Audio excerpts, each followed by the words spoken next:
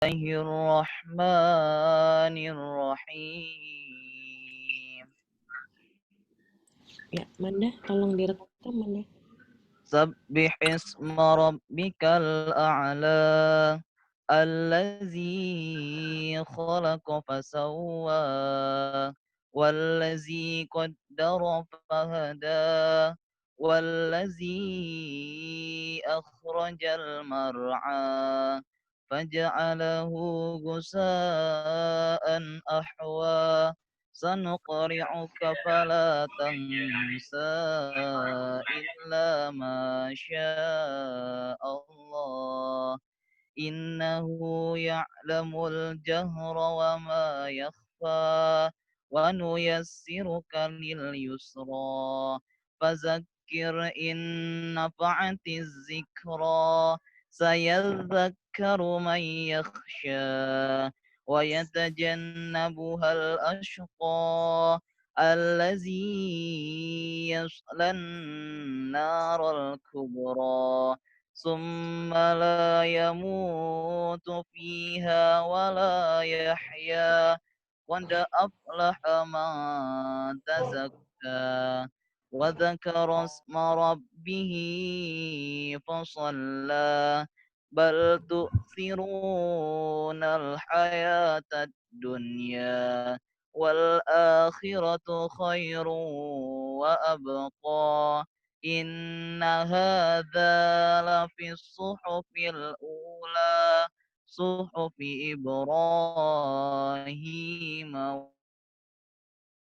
وموسى صدق الله العظيم. Assalamualaikum warahmatullahi wabarakatuh. Waalaikumsalam warahmatullahi wabarakatuh. Terima kasih Mas Fadri udah membacakan surat untuk ayat untuk kita semua. I would like to say welcome to Pak Nasrul Hakim, our Vice Dean for Academic Affairs, Faculty Science and Technology. Welcome Pak Nasrul. Oke, terima kasih. Assalamualaikum Bu Vita dan also Dr. Felix Ter Chian, Pak Aang dan semuanya. Terima kasih. Terima kasih Pak. Nanti mungkin saya minta Bapak untuk membuka ya Pak ya, sebentar lagi ya Pak. Oke. Oh, baik-baik. Yeah. So we're going to continue with the next agenda is short remarks from the Director of Social Trust Fund UIN Jakarta, Profesor Amelia Fauzia. Please, Ibu Amel, the time is yours. Baik, terima kasih Bu Vita. Assalamualaikum warahmatullahi wabarakatuh. Waalaikumsalam warahmatullahi wabarakatuh. Thanks so much for inviting me to give a short welcome. Juli, Bu Vita could give the welcome. Anyway, I'm really delighted to know that we could organize this seminar. Thank you Pak Nasrul Hakim, Vice Dean, Pak Aang Sudiakto, Bu Nida, and everyone here.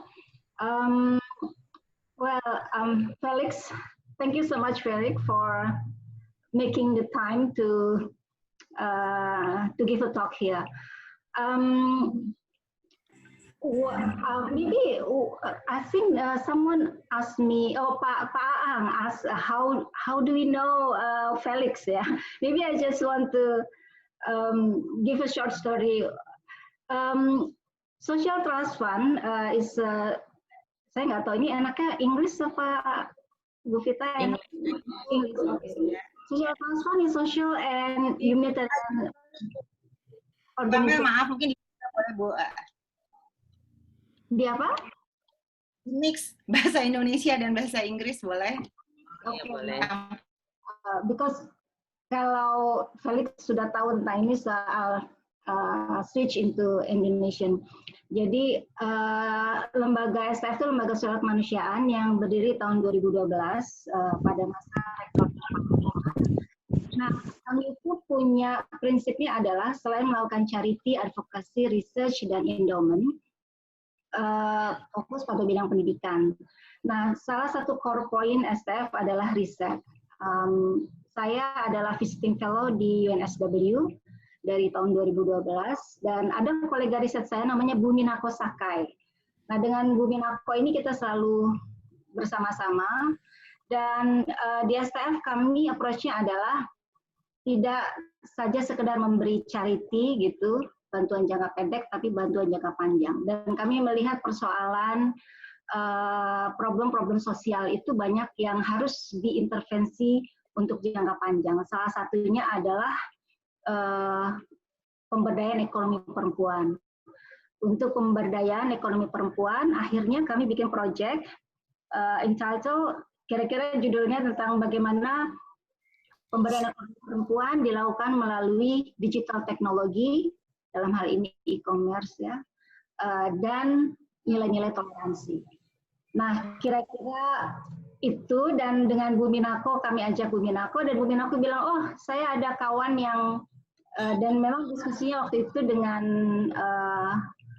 ada ketika saya di Canberra, diskusi dengan beberapa kolega UNSW, dan ada Felix Ter Chian yang juga diundang di sana. Dan kami diskusi, dan akhirnya ketika ada kesempatan, kami mengajukan proposal ke Ford Foundation, dan akhirnya bikinlah proyek pemberdayaan ekonomi perempuan, riset ya, riset aksi tentang pemberdayaan ekonomi perempuan berbasis teknologi digital dan nilai toleransi.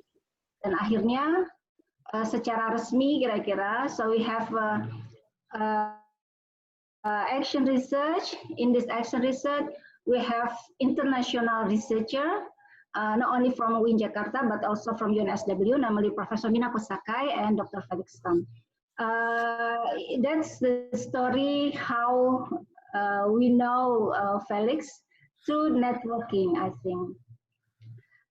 That's why I'm delighted to have this seminar, not only for because it is important for us at the university to use to promote using technology to help other people. I think for the Faculty of Science and Technology, this is timely. It is timely condition that during the pandemic, while we cannot go, we have to do social distancing, and we use technology to help women entrepreneurs. And the project of Social Trust Fund, it's a 2 years, let's say 2 years project, starting from 2018 until the end of this year. We do give training to women entrepreneurs in 3 provinces in Indonesia. And me, myself, as let's say researcher on Islam, and then we have Minako Sakai also on Islam and anthropology, and also we have Felix Ter Chian for the technology. So it's good combination.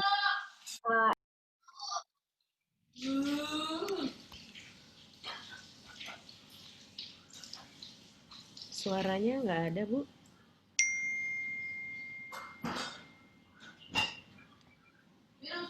Bu Amel suaranya hilang. Hilang ya. Oke. Udah. And the second thing, I think Bu Vita and others, I think it is good that we promote collaboration. And Felix is, I think, a very good person that we could start, especially from Faculty of Science and Technology. And then we can, after this, I think we can do a lot of more projects, and maybe Felix could invite his colleagues also to involve. From UNSW, we also, I think, involve one more lecturer, I think Wilson, Bu Vita, Wilson, also to collaborate with us. So this is actually this is an occasion that we exercise. Collaboration is not difficult. Networking is important, and through networking we can enhance our university, our faculty status to be more high class following UNSW.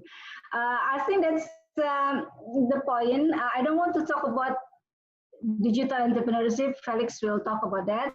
But we are delighted that before the pandemic, we train ladies, mostly ladies in 3 provinces, in the remote areas, rural areas, to do e-commerce, introducing them with, for example, marketplaces, and then Instagram, especially Google Business. And from that, they can do their own selling. And we are delighted that at least during this pandemic situation, these entrepreneurs, women, Muslim entrepreneurs, can still do their business. I think that's very important. I think that's all, Bu Fita. STF is delighted to have a collaboration with Faculty of Science and Technology. We hope in the future we can have more collaboration for discussion and anything like that to help other people and to enhance our digital technology in a better of to give more help, to give help to more people in our neighborhood and in our country. That's all. Thank you so much. Assalamualaikum warahmatullahi wabarakatuh. Waalaikumsalam warahmatullahi wabarakatuh. Thank you, Profesor Amel, Ibu Amel. Saya biasa manggilnya Ibu Amel. Thank you so much for your short remarks. Yeah, I think that's true. That collaboration and networking are very important. Not also only for the UIN, but then also for the lecturers themselves. Okay, so we're going to continue with our next agenda. It's short remarks from the Vice Dean for Academic Affairs of the Faculty of Science and Technology, Bapak Nasrul Hakim. Monggo Pak, silakan. Dan we also want you to open these talks this morning, Pak. Silakan Pak Nasrul, monggo. Oke, turnuwun. Assalamualaikum warahmatullahi wabarakatuh. Alhamdulillahirabbil alamin wassalatu wassalamu ala asyrofil anbiya wal mursalin wa ala alihi washabihi ajmain. Terima kasih Bu kita ya. Honorable Speaker Dr. Felix Tan and also Director STF Profesor Amelia Fauzia, dan selamat Bu Prof atas pengukuhan guru besar atas gelarnya barunya, dan bermanfaat, dan juga and also Head of Department of Informasi Sistem Dr. Aang Subiakto yang insya Allah segera menyusul menjadi profesor, and sekretaris Prodi Sistem Informasi Bu Nida, dan juga Bapak Ibu dosen dari Fakultas Sains dan Teknologi, and also all participant. Very good morning, and I would like to welcome you all to this online seminar entitled Digital Entrepreneurship, which is held here today by Zoom cloud meeting. I introduce myself, Dr. Felix. I am Nasrul Hakim, Vice Dean of Academic Affairs, Faculty of Science and Technology, UIN, Syarif Hidayatullah, Jakarta. Bu Dekan, the Dean, Professor Dr. Lili Sora Eka Putri, is not able to attend this event, and therefore I am greatly honored to have this opportunity to open this meeting. To open this event, yeah. Dr.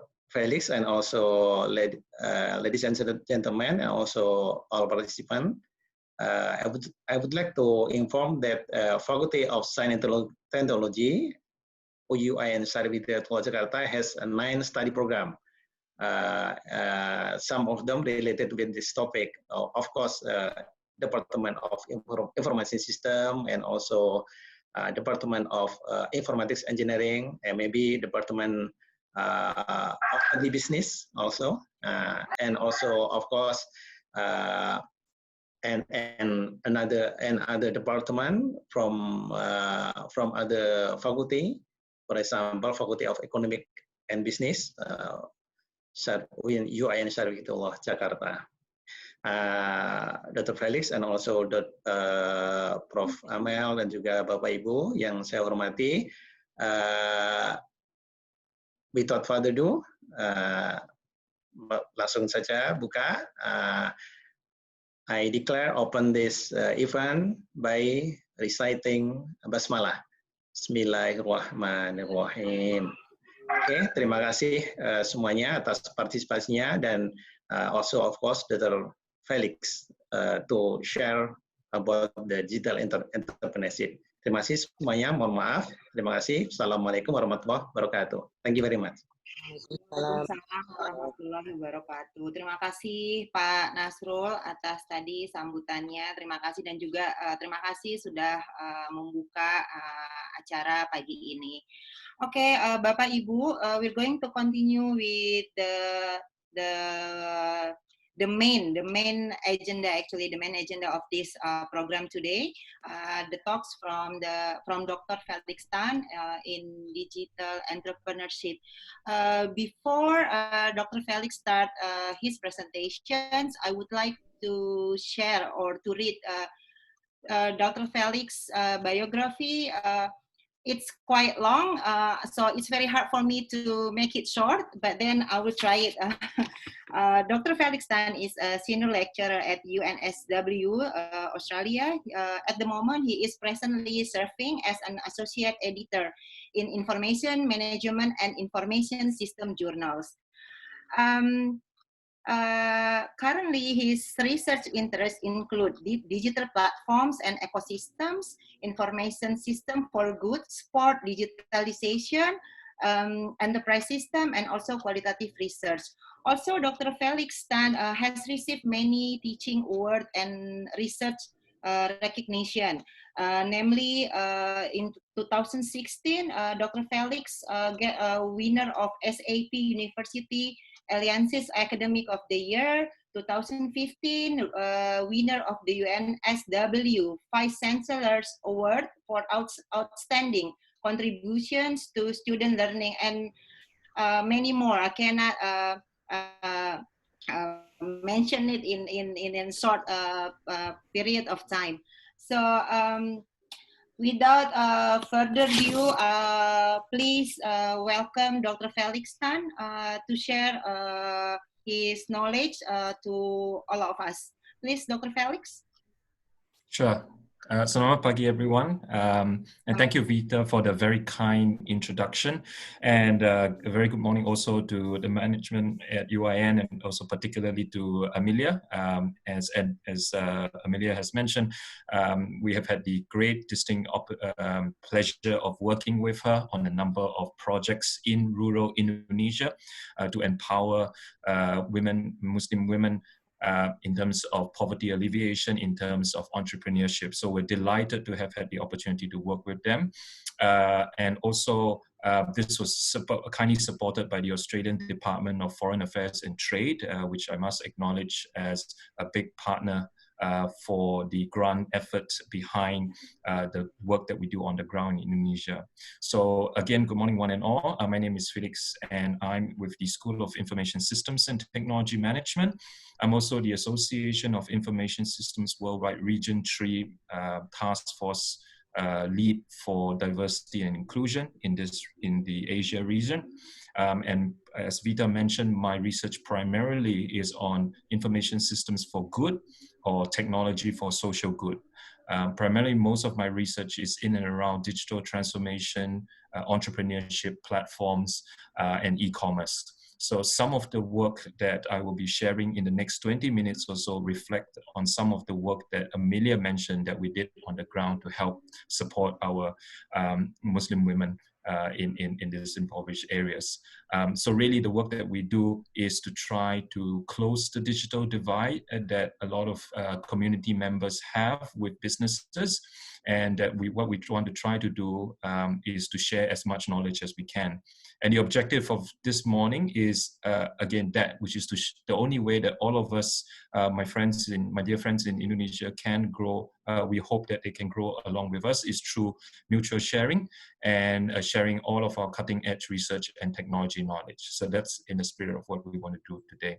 I hope everyone can see the slides. Please let me know if you can, yeah? So the agenda for the next 25 minutes or so, just very, very quickly about UNSW and the impact research that we do with businesses and communities and government. Then more into the focus of the talk, which is around digital transformation and entrepreneurship, given the impact that COVID has had on all of us. This makes the need for businesses and entrepreneurs to transform that much more critical. And also I want to talk about some of the technology trends that people listening in this morning can take advantage of and can reach out to UIN, can reach out to Social Trust Fund to work with us to solve the community problems for public good. And just to end off, just simple slides about learning and teaching at UNSW and how we, again, get our students ready for the real world. So UNSW, as probably everybody knows, is a group of 8 universities in Australia. So we're currently ranked, depending on which ranking you follow, we're ranked either 4th or 5th in Australia and ranked within the top 50 in the world. And obviously, our information systems department sits within the business school. So unlike other information systems departments, some of them may sit within the School of Engineering or School of Technology. Ours sit within the business school.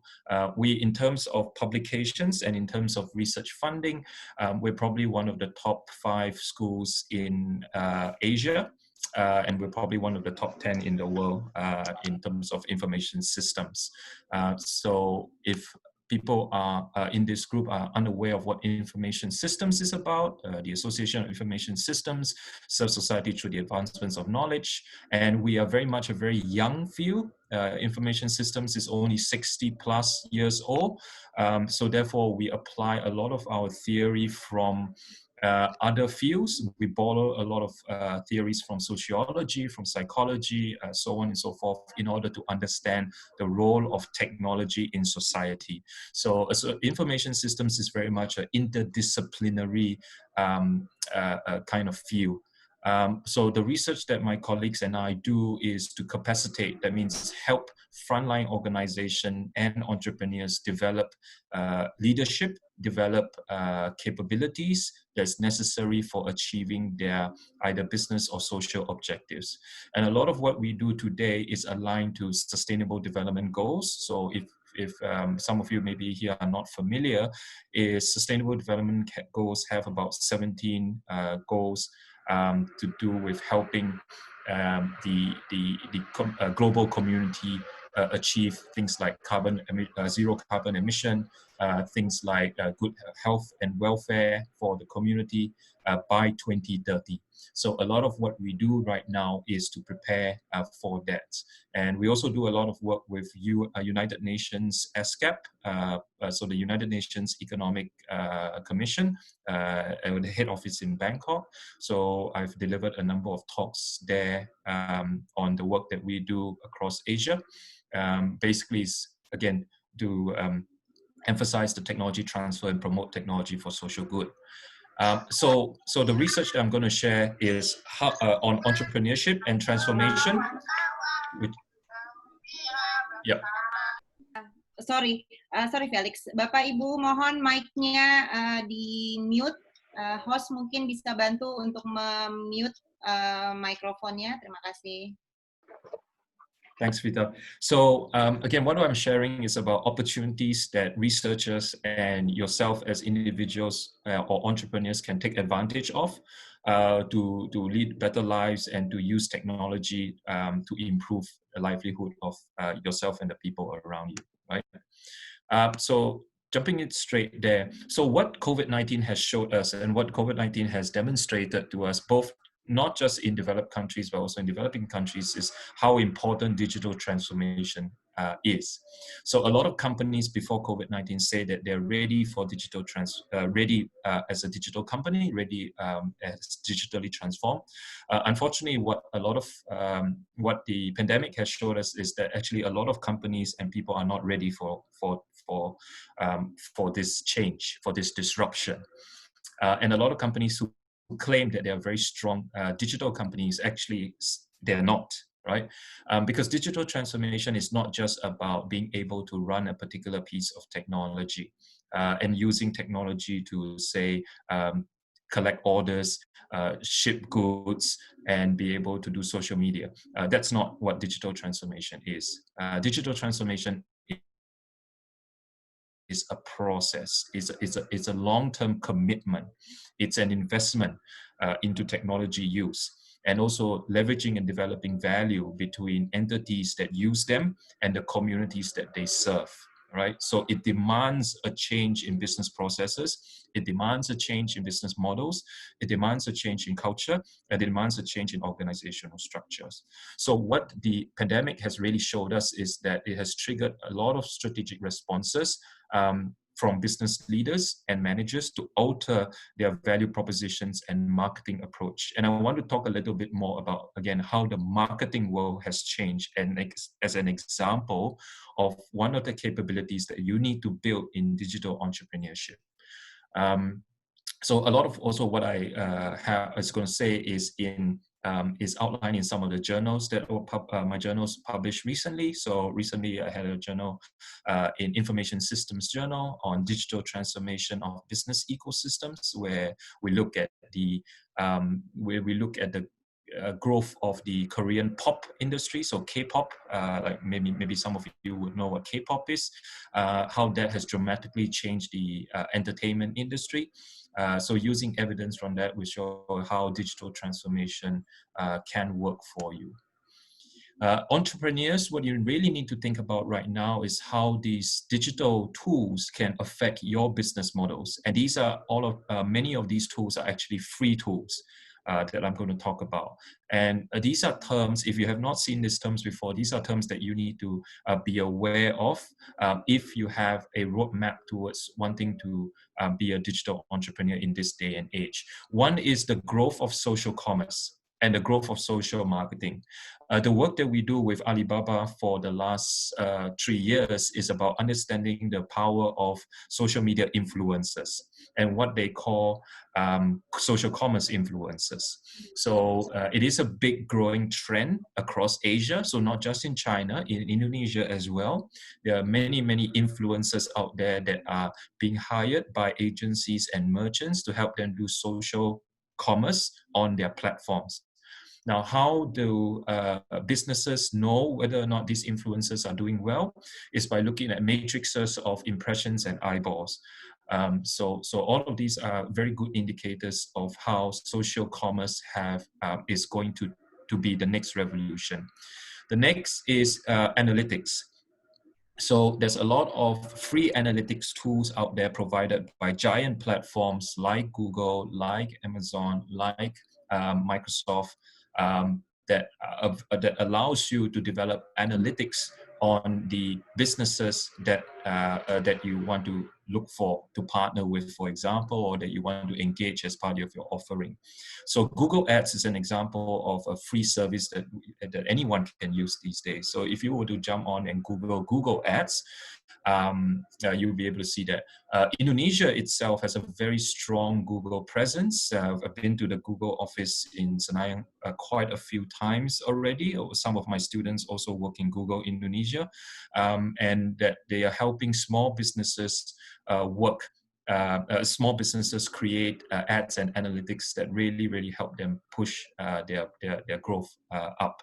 So what I want to say is that digital entrepreneurs and those engaged in digital entrepreneurship must know these free tools that are out there that are available for you to improve on your business model Canvas. So what you see at the bottom there is an example of a business model. Canvas, I'm sure some of you have heard about it.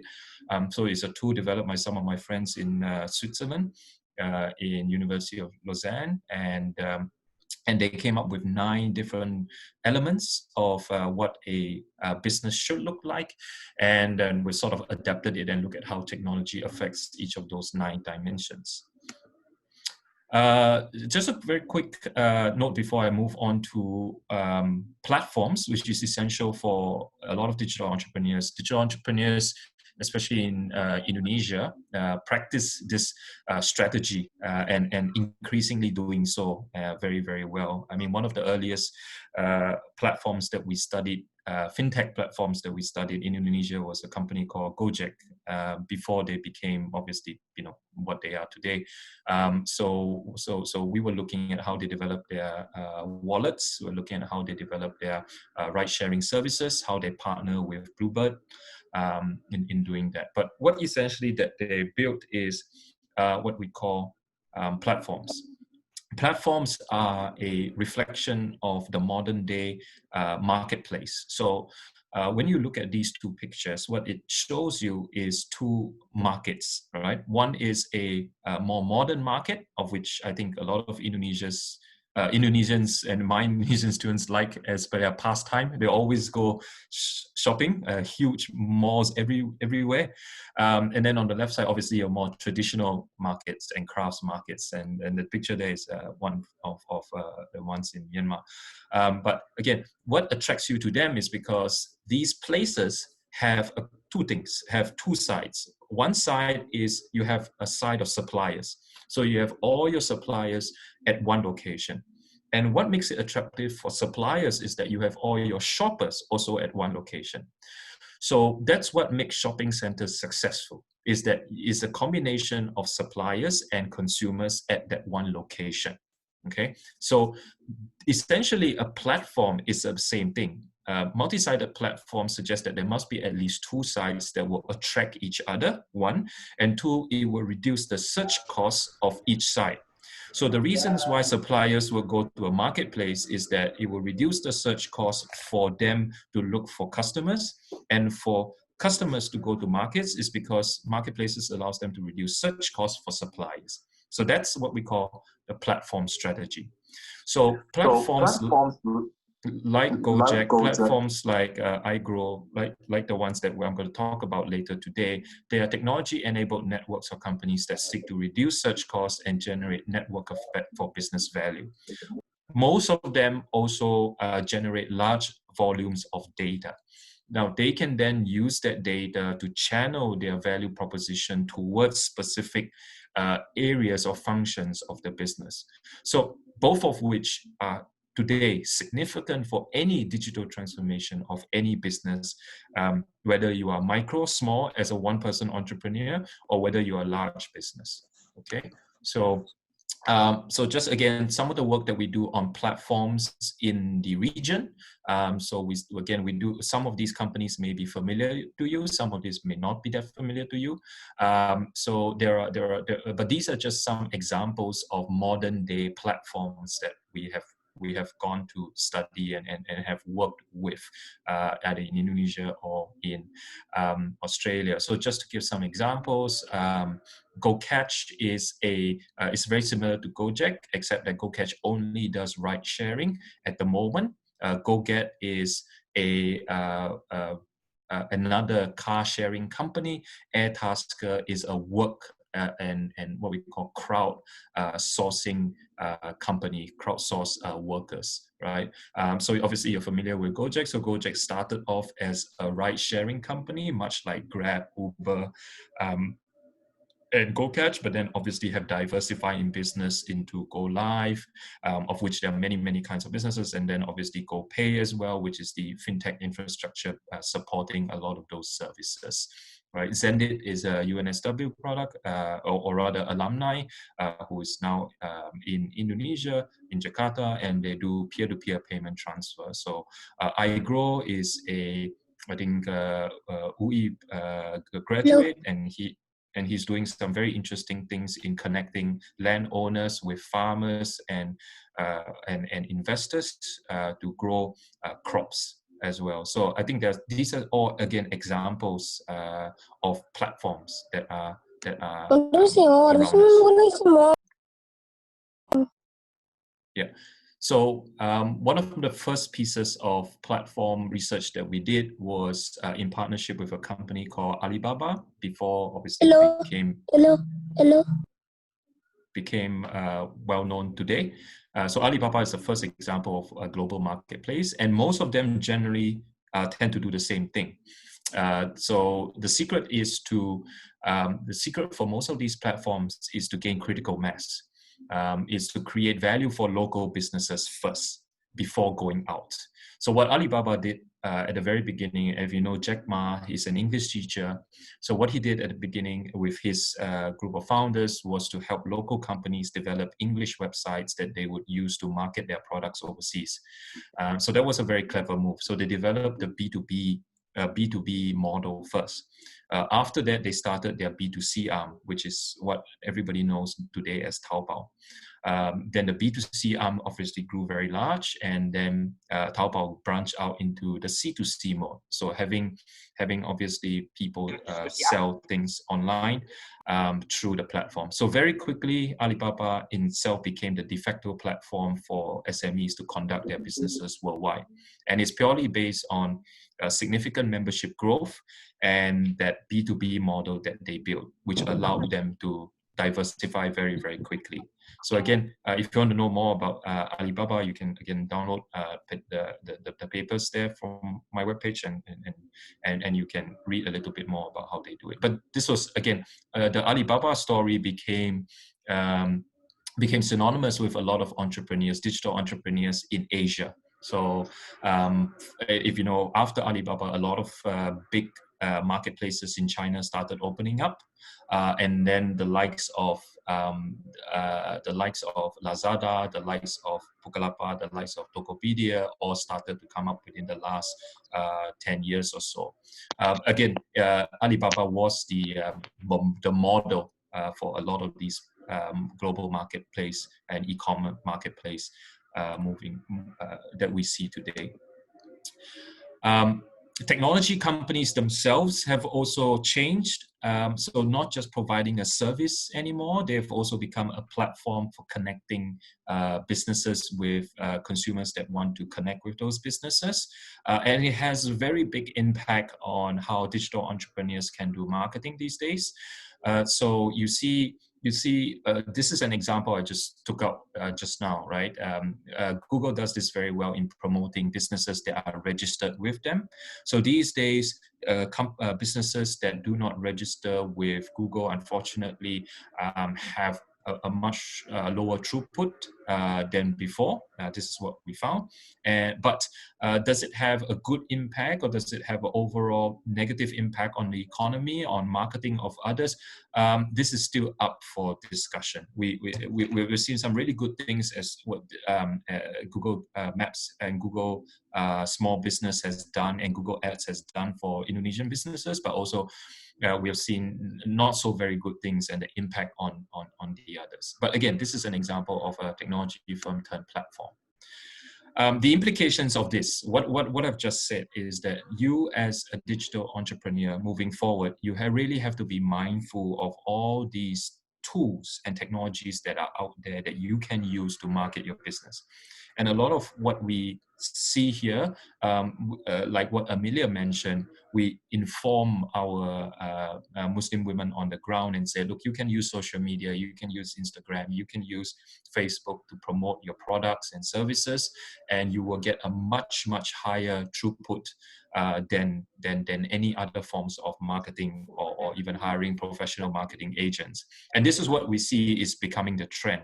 So it's going to be a huge market in Indonesia, obviously, given that it is the 4th largest country in the world, and obviously a very, very strong mandate by the government, obviously led by Nadiem now, towards digital entrepreneurship. So there's very, very big emphasis on this at the moment. So it's an opportune time for everyone to, again, look at a lot of these ways in which that marketing can change. So again, marketing is just one function that I'm focusing on today in this short time with you, of how digital entrepreneurship can be successful. All right. Obviously, there are many functions, and we can talk about talent acquisition. We can talk about development. We can talk about R&D. We can talk about innovation. We can talk about so many things. So today, I just want to show you some examples in the digital marketing space as part of entrepreneurship. Okay. Because we're starting to see this space becoming huge. So you see digital platforms now becoming extremely active in developing very exclusive and customized content for different countries. And the reason why we looked at K-pop is we want to look at how Korean pop is able to do what all the other pop genres are not able to do. So there's like Chinese pop, there's Taiwanese pop, there's Japanese pop, there's all of these were not able to break the American market. But surprisingly, K-pop was able to break the American market with very, very big outcomes. And we're thinking, why? Well, it's because they adopt most K-pop companies that we have spoken to adopt a very localized strategy. So they package what people like in terms of an act, an entertainment, a pop group, right? So you will see that they have unique characteristics. So they start training when they're 7 years old in the view of becoming a super group, right? So a super group of about 4 to 5 people or up to 13 people, as like Super Junior, that kind of group, right? So we interview a number of these groups, like 17 and all these pop groups, and all of them have different group members catering for different kinds of audiences. So that's one. Two is they use a lot of social media to help them market these people before they even become artists. So in the past, you have to be talented. That means you have to be able to sing well in order for the TV networks to give you more airtime, and then in order for you to be snapped up by an agency. So more or less, you've got to have talent first in order to become good and famous. But now it's the complete opposite. You don't need to have that. What you need to have is a strong social media following. Okay, when you have a strong social media following, you can then get an agency to market you to the TV stations, which will promote you, and then after that they will teach you how to sing. So it goes backwards now. So more or less now you sort of have to be strong in the digital space in order for you to become a singer later on, right? So they put about all of these different unique characters together to do that, right? And this creates that value network. I want to move very quickly now to technology trends and opportunities. So what do you need to look out for in digital entrepreneurship? There's a surge of data and devices. So trillions of data are being generated every day through mobile phones. And Indonesia is one of those countries where mobile phones is extremely cheap. SIM cards are very, very cheap. And people usually have about 3 or 4 phones. I'm sure many of you have about 5 devices at least. So that means you're throwing off data at an enormous rate, right? So you got to take note of that, right? However, you must also take note that more data doesn't mean good, okay? There may be data deluge and information overload. So meaning that you probably still have to go back to your science and technology faculties. You have to go back to your business school faculties to understand how to categorize data and how to cluster data and things like that. So all of that is taught in science and tech schools. All of that is currently taught in business schools as well. You will need to know a lot about digital strategies. Digital strategies are very different from business strategies, okay? But obviously now, they're very close when we talk about digital entrepreneurships, because at the end of the day, technologies run, strategies chase, and there are many unintended consequences of implementing digital strategy. This also means new business models, as I just explained earlier. But be mindful that because of this pursuit of digital entrepreneurship, many people are left out. And what the opportunity for everyone here is to help people that are left out to close the digital divide. Because that is then the buffer towards dealing with marketplace volatility. When you have everyone along for the ride, then they will help companies all along the hierarchy. On the other hand, there's dark side of technology that a lot of opportunities are making use of. So, for example, in Korea and Japan, when we do research with gaming companies, for example, like Nexon, who develop a lot of Counter-Strike online games, and developers of League of Legends, who a lot of Indonesians play. What we realized that a lot of companies use the popularity of these games to sell these items in an illegal marketplace, right? So they create a marketplace and they start to sell the armor, they sell the swords, they sell the different things that you would that someone with experience in the game would get out of it. So there's this dark side of technology, and obviously there's a lot around cybersecurity, cyber threats, all of that. That is also an opportunity, believe it or not, for technologists, for entrepreneurs to try to find solutions to overcome these problems. Okay, so this is what I want to share with about. So with the opportunities also come a lot of challenges, right? So we shared this in the last few years at the FinTech Festival in Singapore, that many people in Indonesia are still unbanked. So taking Indonesia, for example, there's over 160,000 microfinancing institutions recognized by OJK, but many of them are also not, right?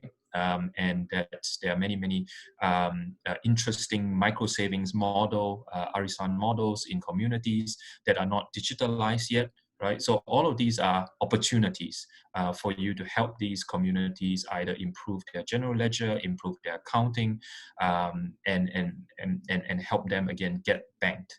Now, obviously, there's a lot of resistance in the country against institutionalized banking. Like many of them will not bank with the top 20 banks in Indonesia. We understand that. But again, empowering the microfinancing institutions is a way to empower the community and getting them more familiar with how to deal with their finances. We believe that that is an important piece in building a financial architecture for people in rural communities. So other challenges and opportunities that we find, there's a lack of access, as I said, to financial and digital literacy that I think all of us in this chat, we can do a big part of. There's a very big threat to privacy at the moment. So as we go online, there are many scams, many tokenized programs that target people's money.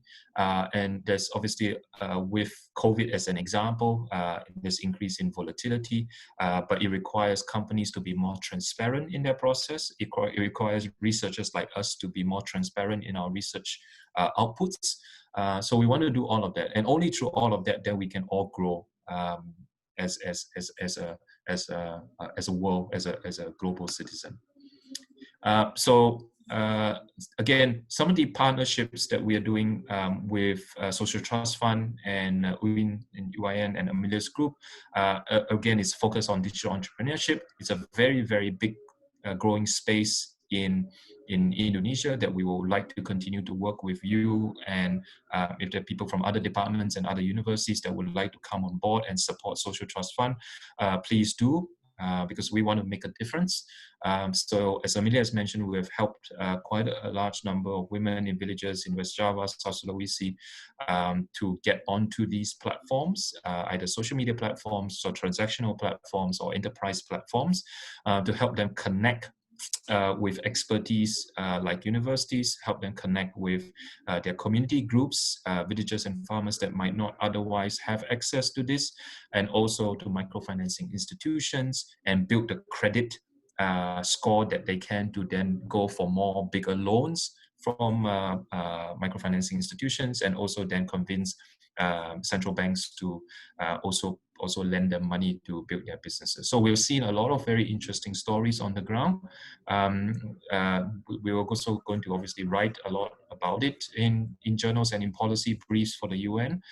So that's what we're going to do in the coming. So if you're interested in partnering with Social Trust Fund, please again contact Amelia and Vida, and they'll be able to help you along with that. Just finally, very quickly, learning and teaching at UNSW, you heard a lot about how we, some of the knowledge that we build in digital entrepreneurship through our research. How do we share that with our students at UNSW? And some of them are obviously Indonesian students. We also invite a lot of groups like HIPSI and a few other groups, Muslim groups in Indonesia, to come to Australia and learn from us. So they can bring their students here to learn entrepreneurship with us. So right now, because of COVID, we are teaching a lot of our things online. So we're sharing a lot of these seminars online, where we teach our students how to analyze business and society challenges, how to manage and store information securely, how to develop front-end applications that will sit on devices, and how to make sense of information around us. And how do students learn in class? If they come into classes, we generally do a set of co-creation activities. So we adopt pedagogies like design thinking. So I myself am a design thinking academic. I'm a Lego serious play academic. So we use these tools to help companies and students think. To empathize with the problem, to define the parameters of the problem, ideate a solution, developing mocks, wireframes, MVPs, prototypes, and then we get to partner with companies to test it. And so this is sort of, again, that co-creation that a lot of digital entrepreneurs in Indonesia and startups and incubators also do. So we adopt that sort of strategy to develop the business model for our clients as well. So I also run the Digital Next Lab, which is a new entity for the university, which is taking research contracts from industry and help them solve their problems and develop front-end applications and solutions. So we also build information systems. So we don't just research information systems, we also build information systems for clients as well. So this is, again, some parting sides of our campus. That's where I sit in the middle of that green area there. And you can see some of the other things that we have. We also have a lot of very good makan places that have a lot of very good Indonesian makan. We all miss that also at the moment. We have a very strong history of digital entrepreneurship. So the largest technology company in Australia and one of the largest in the world right now, they were one of our own. A number of platforms in Indonesia were also our alumni. And a lot of startups in, so UNSW is home to about 400 startups. UNSW also has a very strong network in collaboration with a lot of startups across Australia. So a lot of our students are very, very digitally entrepreneurship trained. That's sort of what I want to get across to you. So with that, I end my talk this morning for everyone, just to give you a very, very snippet idea of what is digital entrepreneurship today, what are some of the opportunities for you, and how can we work with you to help our communities in Indonesia better. So I'll stop there, and if you have any questions, please feel free to type in the chat right now. So I have roughly about 5 minutes left that I can address some of your questions. So if you have any questions, please use the chat function and just type your questions there, and I will be able to address them straight away. Vita, can you help manage the Q&A? Yeah, sure. Thank you so much, Dr. Felix Tan.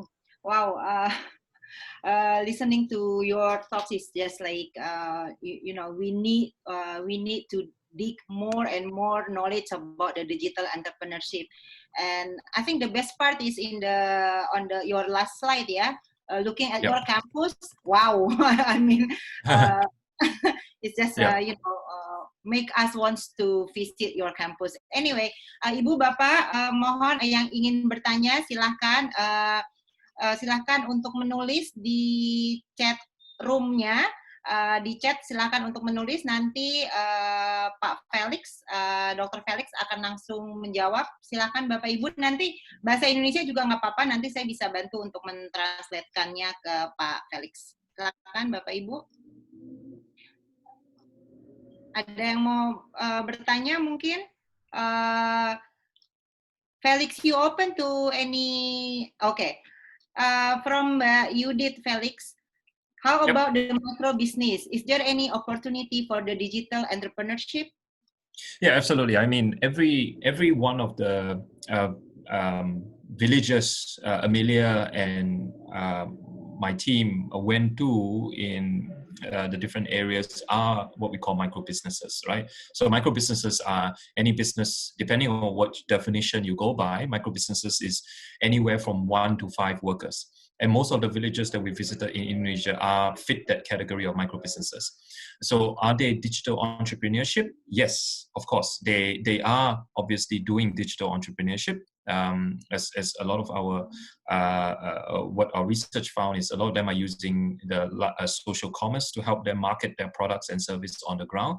Same thing with when I went to China many years ago in rural villages in China. I went to a lot of villages in China. There are usually about 3 or 4 people in their family. So in the morning, they would harvest the whatever they harvest from the ground, like corn, carb, or say fruit trees. And then after that, in the afternoon, they will market, they will take pictures, they will sell their produce on the Taobao website. And at 5 p.m. every day, the trucks will come in from Alibaba and pick up the goods and then bring them to the global marketplace. So not global marketplace, but the Chinese domestic marketplace. So yes, absolutely. Digital entrepreneurship is all around villages today. So we're starting to see more and more. Okay. So don't worry, I can see the question, Vita. Okay. I'll repeat. Yeah. So since there's a lot of social media and marketplace platforms right now, is it okay for businesses to not have their own website? Since we know that website is very important, as we have full control of it, content, data for retargeting. Absolutely. I think whether you call it a website or not, you have to have a digital identity now. You have to in order to build your brand, you need to have a digital identity, right? Because for example, COVID. Right? What COVID has shown is that a lot of people are spending more time online on their mobile phones, right? So if your business is not showing up on there, then you're not getting the word of mouth for your business. So whether or not you have a website doesn't matter as long as you have a digital identity. That's what's important for entrepreneurship to grow your business today. Obviously, you still have control over what you put on, whether it be your website or your social media page. But right now, you need to be thinking about looking at social commerce and using social media to market and to conduct commerce activities. So thank you very much for that question. Yeah, what else? Ada lagi Bapak Ibu mungkin? Sebelum kita selesaikan, karena kebetulan Pak Felix juga ada agenda berikutnya. Ada lagi yang mau bertanya mungkin?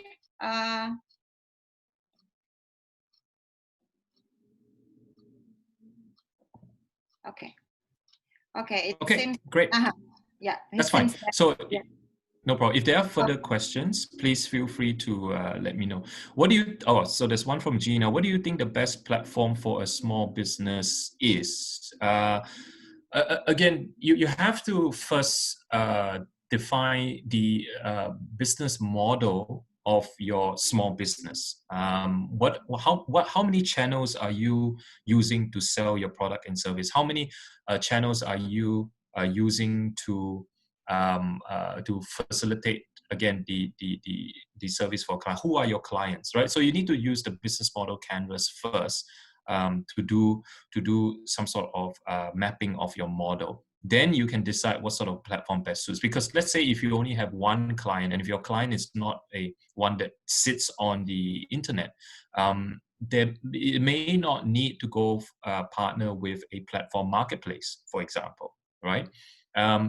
Obviously, what you need to do, Gina, also is do a little bit of research on the businesses that exist in your marketplace in Indonesia, like your Tokopedia and your Bukalapak, and see what sort of businesses are on there at the moment, and whether or not you can find a similar business there, and copy their model, right? To start with. Then after that, think of something that's unique for yourself. That's what I think small businesses can start to do, is to not I won't say copy, but sort of a benchmark and imitate other business. I mean, that's how a lot of platforms do anyway, right? When I say a lot of platforms follow the strategy of Alibaba, it's true. A lot of platforms after Alibaba chose to follow the Alibaba model. Okay. What kind of research collaboration that UNSW can be done here? Again, we have collaborated with Amelia through Social Trust Fund and Social Trust Fund for a number of years now. So this is an example of a research collaboration that has worked, and that it has grown to be extremely successful. So we like to continue that. Next question: how we create good research IAS today? Again, it's about reading. It's about reading and reading. To be honest, it's finding a group of people that have strong networking skills, understanding what do companies need on the ground. So our research is usually very needs based. So that's how we think that we'll do more impact. So it's less of the discovery kind. So if you say, so we don't chase big things like, okay, everyone is talking about AI now, blah, blah, blah. So then let's do AI, right? But the problem is I don't know much about AI. So for me to write something about AI, that's like me, trying to sell something that I don't know what I'm selling, right? So I can only sell what I know and that I can do well in. So the tip here is not just chase somebody else's agenda. Follow your own agenda and what you are good at. That is, I think, good, impactful research. Don't just follow the trend, right? That's what I said. Next question: UNSW do teaching and learning by online this pandemic. What do you think about the best method to teach by online or learning? There are many tools out there. We use a lot of tools like this, like Zoom, like Teams, like Collaborate Plus, which help us to engage with customers and students. Now, these are tools that you can use. Now, not all of these tools are secure. There's obviously concerns about Zoom. There's concerns about Teams. So again, it's based on what you think is best for your community. Okay. So Vita, I think that's it from me. If you see any questions from the public that they would like to send across, please consolidate that, and I'll be happy to address them later. Okay. Otherwise, thank you very much, everyone, for your for attending our workshop. My big thanks again. Thank you for the opportunity by you, Win and Amelia, and thanks Vita for organizing this for us. Thank you. Okay, thank you, Dr. Felix. Bapak Ibu, kalau nanti ada pertanyaan lagi, silahkan nanti bisa saya kumpulkan, nanti saya forward coba ke Pak Felix. Once again, thank you so much, Dr. Felix. It's such a enlightenment actually for us to hear about the digital entrepreneurship. We hope that we can do similar activities in the future. So thank you so much. Foto dulu nggak ya, Mbak? Kenapa Bu Nida? Sorry, kenapa Bu Nida? Foto dulu nggak kita ya? Okay. Dr. Felix, we would like to take a picture first. Is that okay? Yep. Okay. Ya silakan Bu Nida di ini, Bapak Ibu mungkin silakan videonya dinyalakan biar di foto untuk apa BKD ya, apa sih Remun. Silakan, monggo. Oke. Ini ada 5 slides. Slide 1. Okay. And then slide 2. Okay. Slide 3. Slide 4. Yeah. Okay. Thank you. That's all. Oke, thank you Bapak Ibu, thank you once again Dr. Felix, thank you Ibu Amel, thank you Pak Kaprodi, Pak Aang, Pak Bunida, Bu Sekprodi, dan juga Pak Nasrul. Hari ini bisa hadir bersama-sama dengan kita di sini. Hopefully, what we have learned from Dr. Felix, it will be useful for us in the future. Thank you so much. Akhir kata saya tutup dengan membaca hamdalah. Alhamdulillahirabbil alamin. Mohon maaf jika ada kekurangan. Assalamualaikum warahmatullahi wabarakatuh. Waalaikumsalam warahmatullahi wabarakatuh. Waalaikumsalam warahmatullahi wabarakatuh. Waalaikumsalam warahmatullahi wabarakatuh.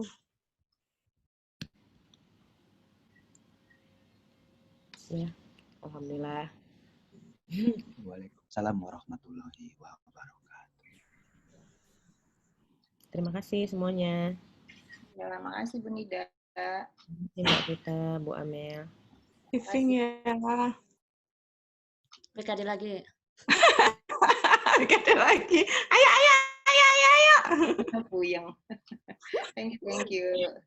Ya, Waalaikumsalam. Waalaikumsalam.